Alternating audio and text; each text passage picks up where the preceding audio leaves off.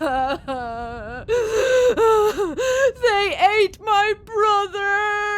To your ears, this will either be a postmodern, slimy-handed cockstroke of genius, or the biggest pile of crap that 2019 has to offer, but it is definitely entertaining. I'm still on the fence personally, which goes against the point of the first sentence, but whatever. No, I kid, Jennifer Walshe is really good at this shit. I didn't actually have to think about it twice. I loved what was going on the minute that I realized what was happening, which was about 14 minutes in, to be fair. There's no point in being annoyed at this absurdist piece for being absurd. It's like pointing at a dog and saying, I hate that it has 4 legs. Whatever omens of the surreal and reprehensible internet age that they are, Walshe just rambles and spurts them out in spoken word form, but with the same level of distraction anybody else would have switching between tabs and posts on the mad screen. It will be absolutely bizarre. She'll go from coughing like she's on the verge of collapsing, while crying about how she can't buy a beer in a real grisly voice, and then imitate a dolphin, and then ramble about mermaids, frantically sing 90 bottles of beer, start raising her voice operatically at random periods during the monologue, change her accent, play around with mannerisms and intonations. Oh, it's unbelievable. Any objects that she mentions are just reduced to vowel and consonant sounds, because they have no significance in the larger context of everything. I'm pretty sure I heard Resident Evil dialogue at one point. I can't tell. If you fuck with something as vulgar as Bish Bosh by Scott Walker, there's little reason to find this any more repugnant. Or maybe you're a fan of the way that composers like John Rose managed to make fun of consumerism and late capitalism with vocal improvisations and sound collage. Here, the point is hard to pin down, and that it is hard to pin down is the point. If you try to make heads or tails of what she's actually saying, you might as well be trying to mind read soap. It doesn't matter. This is turbulent and funny, but it's given true weight by the way that the sounds around Walshe's voice evolve. She might hum in harmony with a drone, or do an impression of a burst of harsh noise with her mouth before a blast of dissonant noise actually does start crumpling behind her, or switch between impressions even faster when the piece approaches its end, while a glockenspiel tinkers, a harmonica is blown, and a bit music sound chip freaks out. Whatever sounds there are in the background develop in response to whatever in the desolate and asinine lands of 4chan or raving celebrity culture or Google search results is being described, with the foundation being a very subtle but noticeable atonal hum, which probably brings to mind how the internet isn't actually some humorously random series of colourful tubes. Or maybe it is, but it isn't just that. It's actually a very confusing and horrific void to look into, with a shit ton of things you wish you didn't have to fathom. But if I really hated it that much, I wouldn't be here anymore. It's meme culture in a recording that operates as fluidly and unbundling as it does for real. So if there's anything that this piece is good at, it's nonsensically capturing the essence of the new, scary,